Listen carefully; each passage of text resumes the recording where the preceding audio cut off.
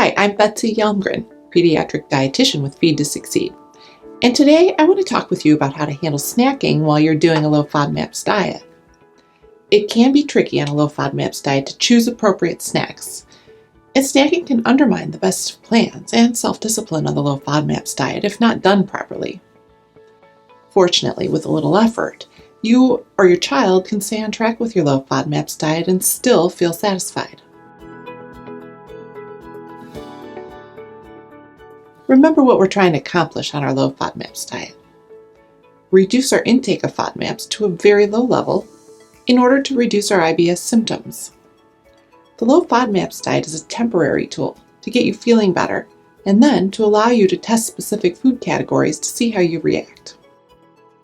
I know that some days sticking with an elimination diet can be really hard.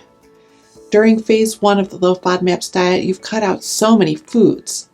For some kids, they've had to stop eating many of their favorite snacks like goldfish crackers, fruit snacks, and Go-Gurts.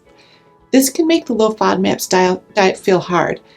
And since the low FODMAPs diet is not a FODMAP-free diet, it might seem like maybe just a snack or nibble of a high FODMAP food once in a while wouldn't hurt anything. On the contrary, when we snack, we are usually having a mini meal and typically on an empty stomach. An empty stomach is a dangerous place for high FODMAP foods. If they get digested quickly with nothing to slow them down, the result can overwhelm the intestinal ability to manage the fermentable carbohydrate load. When this happens, it can set off IBS symptoms, undo what you're trying to achieve with the elimination phase, and skew your results for the challenges. Long term, one of the keys to symptom control with FODMAPs is to not have too many FODMAPs at one time, but to distribute them evenly throughout the day. When we eat a meal, it often has several food components, including protein, fat, and carbohydrates. On the other hand, snacks are usually 1 or 2 food items, an apple, or a few potato chips, or even a whole bag of potato chips. The variety of foods within a meal play a valuable role in how quickly or slowly our food digests. Protein and fat actually slow down digestion. This gives our tummies and intestines more time to digest and manage the FODMAPs. For that reason, I recommend when you do eat a food with a higher FODMAP content, you always do so with a meal so your body can take time digesting. Think about a Big Mac or a large pizza. When you eat foods that contain a lot of fat and protein, they sit in the stomach and take a lot longer to digest than something like a salad or an apple. That's because of the protein and fat in the heavier foods. Slow digestion allows the body more time to slowly manage the FODMAP load so that symptoms like gas or bloating don't feel so severe. So, where does that leave us for snacks? I recommend choosing only low FODMAP foods for snacks between meals and avoiding the moderate to high FODMAP foods completely at snack time. Some low FODMAP foods that make great snacks include gluten-free pretzels. Some of my patients even like these better than regular pretzels because they're so crunchy.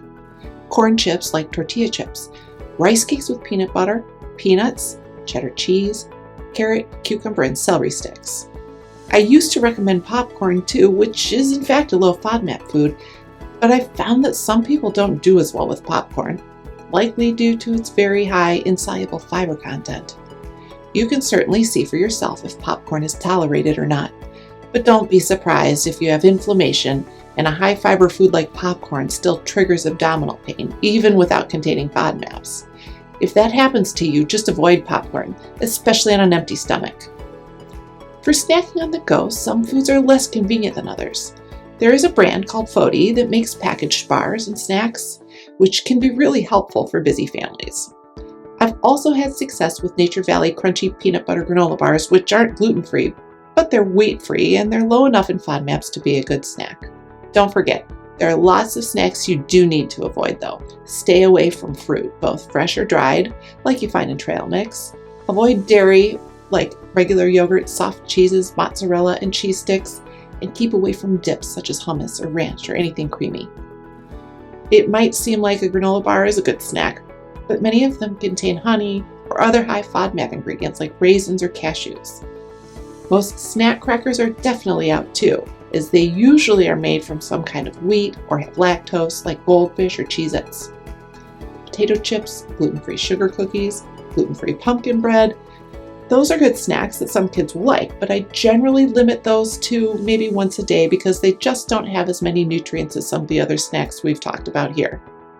Having a plan for healthy snacking really helps people to stick with the low FODMAPs diet at every step.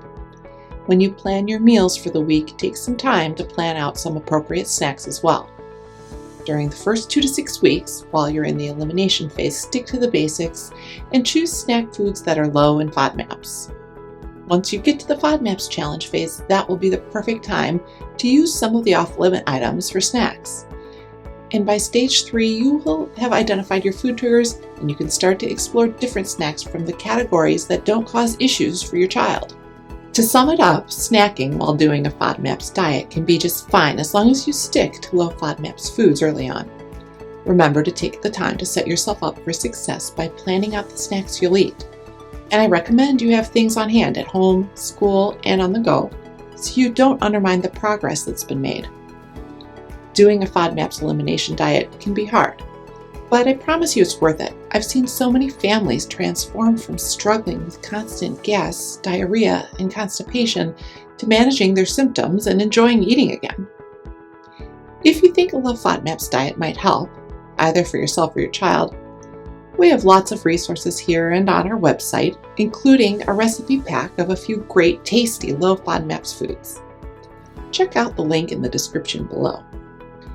And if you found these tips helpful, give this video a like so that others can find it. Or leave us a comment and tell us about what snacks have worked for you.